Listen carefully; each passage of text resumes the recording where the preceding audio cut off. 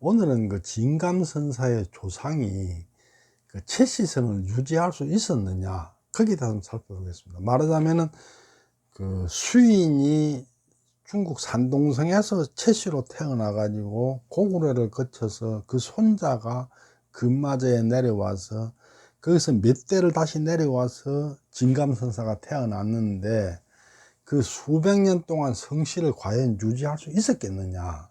왜냐, 고구려도 성씨가 없었고 신라도 성씨가 없었거든요. 그럼 아무도 성씨가 없는데 자기 혼자 그 성씨를 유지할 수 있었느냐, 그걸 한번 살펴봐야겠죠.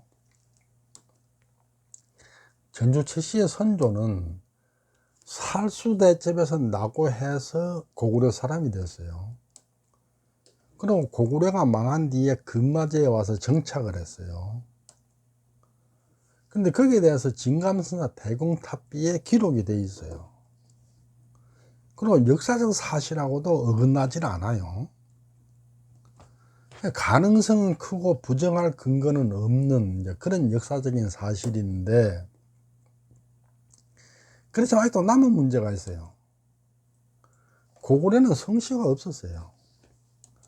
그렇다면은 성씨가 없는 고구려에서 채시성을 유지할 수 있었느냐?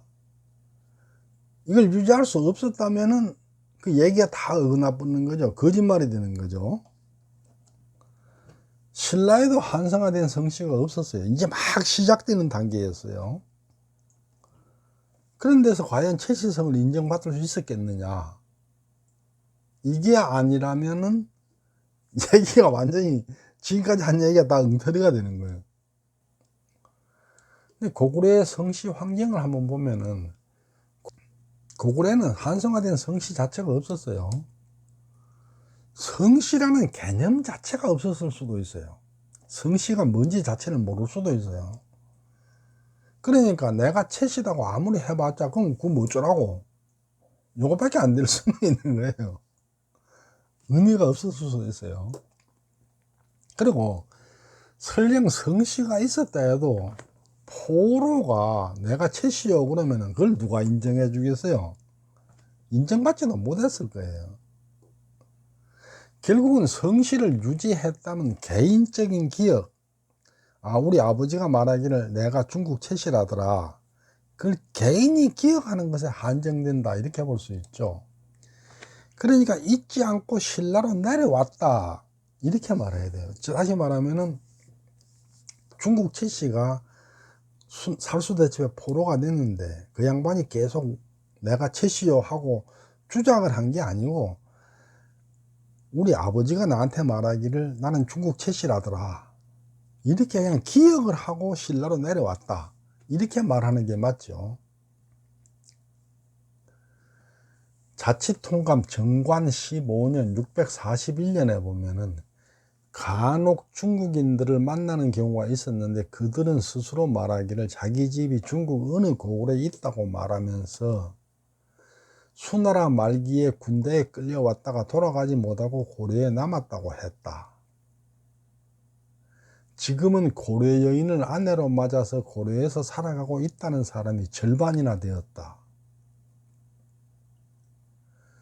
수나라 사람들이 진대덕을 만나자 자기 친척 아무개가 죽었는지 살았는지 안부를 물었으므로 진대덕은 그들에게 모두들 아무 탈 없이 잘 살고 있으니 걱정하지 말라고 위로해 주었다. 수나라 사람들은 눈물을 흘리고 울면서 자기들끼리 서로 소식을 전하였다. 며칠 후 수나라 사람으로서 진대덕을 바라보면서 눈물을 흘리고 우는 사람이 교회 들판에 가득했다. 진대덕을 만났어요. 641년은 살수대첩으로부터 29년이 지난 해예요. 그러니까 포로 1세는 아직 살아있고, 아까 막 눈물을 흘리고 한 사람들 다 1세 이분들이죠. 2세는 이미 커서 성인이 됐어요. 29년이 지났으니까 성인이 됐어요. 그래 이제 후손이 태어났죠. 3세는 이제 막 태어났거나 아직 안 태어났거나 뭐 그런 상태죠. 말하자면 뭐 대여섯 살 많이 먹었어야 7, 8살 뭐 이런 정도 나이였겠죠.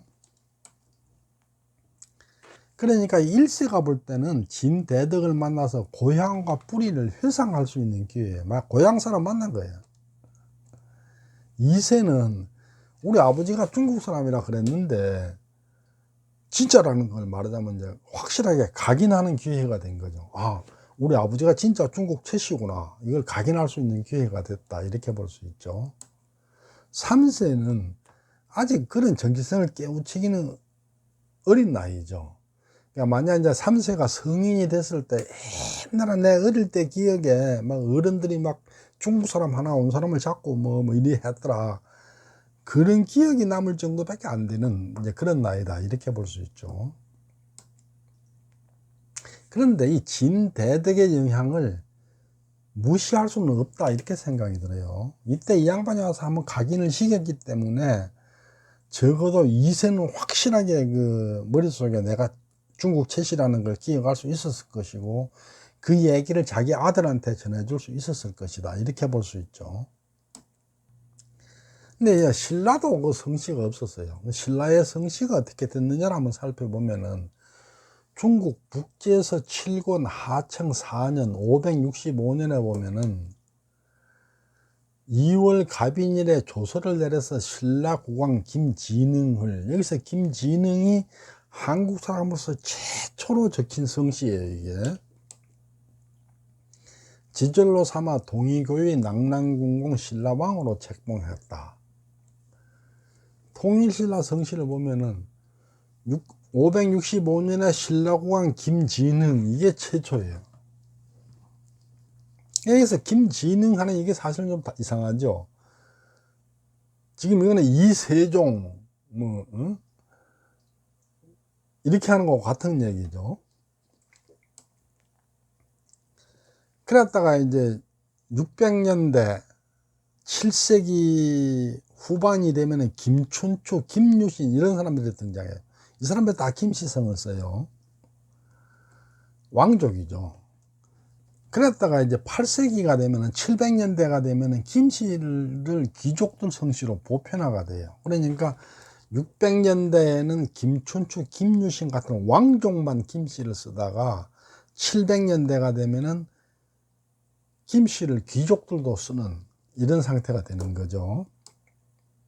그리고 이제 이어서 박씨, 이씨도 등장을 해요. 특히 박씨는 원래 김씨인데 김씨 간에 그 근친혼을 했는데 중국에다가 이제 왕하고 왕비를 책봉을 받으러 가니까 어떻게 왕도 김씨고 왕비도 김씨냐 이렇게 시비를 거니까 왕비를 박씨로 바꾼 거예요. 그래가지고 박씨가 됐죠. 그 다음에 이씨는 이제 뒤에 나오게 되는 거죠.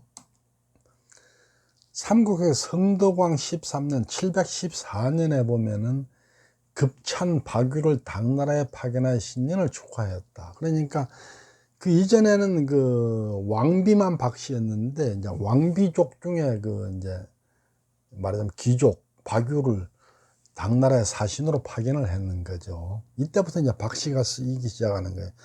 박씨 성으로서 왕비가 아닌 사람으로 최초에 나오는 사람이 박유예요. 경덕왕 22년 763년에 보면은 대남아 이순은 임금이 총애하는 신하였다. 김씨, 박씨가 아닌 사람으로서 최초로 나오는 사람이 이씨, 이순이에요. 이렇게 이제 말하자면 700년대가 되면은 이제 김씨뿐만 아니고 박씨, 이씨 이제 이런 성들이 나오는 거죠. 통일신라 성씨는 7세기까지는 왕족, 귀족 중심으로 사용하다가 8세기 700년이 되면서부터 이제 귀족이나 고급 관료 이런 사람들도 이제 성씨를 사용하기 시작하는 거죠. 근데 최창원이 700년대 중반에 태어났어요. 그러니까 이때가 언제냐면은 관료들이 성씨를 쓰기 시작, 성씨가 관료들까지 확장된 최창원이 태어날 무렵에는 이미 성씨가 관료들까지 다 쓰이게 되는 요때가 된 거죠. 근데 당체조에서부터 한 최창호는 5, 6세대 내려와서 한 100여 년 내려와서 있는데, 그렇기 때문에 성씨를 전수받는데 별 문제가 없다. 다시 말하면 고구려에서 성씨를 기억하고 금마저로 내려왔다면은 그 이후에 전수받는 데는 별 문제가 없다. 이렇게 볼 수 있어요. 왜냐하면은 금마저에 내려올 때까지 채시라 했다면 그분의 증손, 현손 무렵에 이미 관료사회로 성씨가 확장되고 있었기 때문에 그 전수받는 데는 별 문제가 없었을 것이다. 이렇게 볼 수 있죠. 연달을 한번 보면은 612년에 살수대첩이 있어서 수인이 포로가 됐어요. 그러면 아마 다음 해쯤에 고려 여인하고 혼인을 해서 처가살을 했을 것이고, 615년 무렵에 아마 수인의 아들이 태어났을 것이다. 뭐 가정이니까 뭐 몇 년씩 차이가 날 거예요. 그리고 637년에 당체조가 태어났다고 가정한다면 641년에 진대덕을 만났고 670년에 고구려 유민이 금마저에 정착을 했어요. 근데 진대덕을 상봉한 거가 굉장히 그 성씨를 기억하는 데 있어서는 큰 역할을 했다. 640년에 진대덕을 만났는데 수인은 회포를 풀었죠. 그때.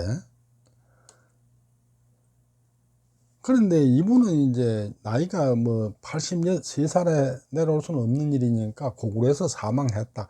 이때까지 살았는지도 모르겠고, 살았다 해도 못 내려오죠. 그러니까 수인은 고구려에서 사망했고, 2세는 내려왔을 수도 있겠죠. 2세는 중국인 후손으로서 정체성을 이 진대덕이가 와서 확실하게 말하자면 리프레시를 해줬어요. 그리고 금마저 정착을 할 때 내려왔을 수도 있는데, 내려왔어도 아들이 성인이니까 그다지 의미는 없으나 단 성씨를 기억하는 데서는 이분이 내려왔다면 훨씬 더 오래 기억시킬 수 있는, 여기서 각성이 한번 됐으니까 가능성이 있죠. 당체조는 이 진대덕이 왔을 때는 아직 안 태어났을 수도 있고, 나이가 좀 많다 해도 7, 8살 그러니까 뭐 크게 의미 없었을 거라고 보이죠. 아직 그 영향을 받기에는 어린 나이. 어른이 된 뒤에 옛날에 내 어릴 때 뭐 이런 일이 있었다, 뭐 그런 정도에 불과했겠죠. 그런데 이제 당체조가 금마저에 내려 정착해서 실제적인 역할을 하게 됐다, 이렇게 보이는데, 이 당체조는 말하자면 아버지가 가르쳐줘서 채씨라고 알고 있다, 이렇게 봐야 되죠. 그러면 채씨성을 기억할 수 있었느냐? 고구려는 성씨가 없는 사회였어요. 진대덕이 와서 한번 리프레시를 확 해줬는데, 당체조는 아직 인식하기는 어린 나이였고, 2세는 충격적으로 받아들였을 것이고, 당체조는 그 2세 아버지로부터 너 이럴 때 봤지 뭐 이렇게 하지 않느냐, 우리는 중국 채씨다, 이렇게 아마 가르쳐 줬을 것이다. 즉 아버지한테 배웠다, 이렇게 봐야겠죠. 결론은 고구려에서는 성씨가 필요 없었죠. 근데 진대덕이 와서 2세를 각성을 시켜서 리프레시를 해줬고, 당체조는 아직 그 진대덕을 만나봤자 뭐 인식하기는 어린 나이였는데 아버지한테 채씨라고 배웠고, 내가 아주 어릴 때 이런 장면을 봤다는 걸 기억할 정도였고 뭐 그랬다.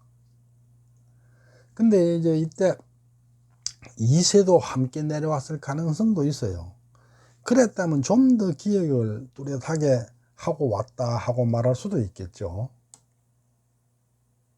아버지가 그 당체조의 아버지도 같이 내려왔다면은 기억하는 데 있어서는 굉장히 기여를 했다. 말하자면 손자한테라가 이 아버지가 가르쳐 줄 수 있죠. 옛날에 내가 이런 걸 봤었다 하는 것을, 그 증언을 손자한테 해줄 수 있죠. 이상 성씨 유지 가능성에 대해서 살펴봤습니다. 다음번에는 그 당체조가 어떤 골품을 가졌는가, 그 골품에 대해서 한번 살펴보도록 하겠습니다. 경청해 주셔서 감사합니다.